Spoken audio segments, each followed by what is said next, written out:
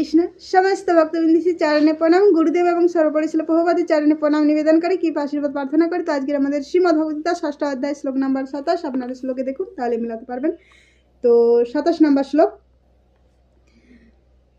প্রশান্ত মনসাম হীনম যোগিনম সুখমুত্তম উপেতি শান্তরজসম ব্রহ্মভূতম অকল্মষম।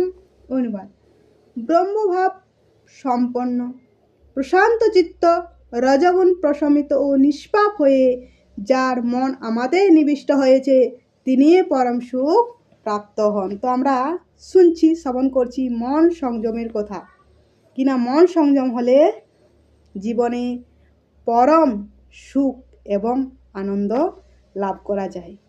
তো আজের শ্লোকে মন কিনা যখন ব্রহ্মভাব বলতে ভগবান, ব্রহ্ম মানে ভগবান, ভগবানের সঙ্গে যখনই যুক্ত হবে মন, তখন কিনা মন প্রশান্ত চিত্ত হয়ে যাবে। যতক্ষণ পর্যন্ত না ভগবানের সঙ্গে মন যুক্ত হচ্ছে, ততক্ষণ পর্যন্ত মন কিনা শান্ত হবে না, কিনা এই চাহিদা থাকতেই থাকবে। এই চাহিদা, আজ আমার এই আছে, আরও চাই, এরকম চাহিদা বাড়তে থাকবে। কিন্তু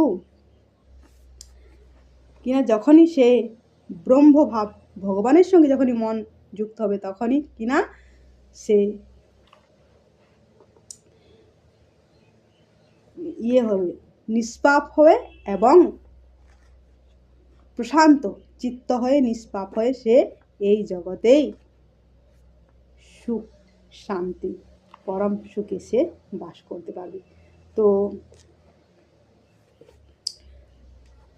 এই জগতেই তিনি পরম সুখ শান্তি লাভ করতে পারবে যখনই সে ভগবানের সঙ্গে মন যুক্ত হবে। তখন তিনি প্রশান্ত চিত্ত হয়ে যাবে এবং নিষ্পাপ হয়ে এই জগতে তিনি পরম সুখী বাস করবেন। আজ এই পর্যন্ত, বাকিটা পরের দিন। হরে কৃষ্ণ।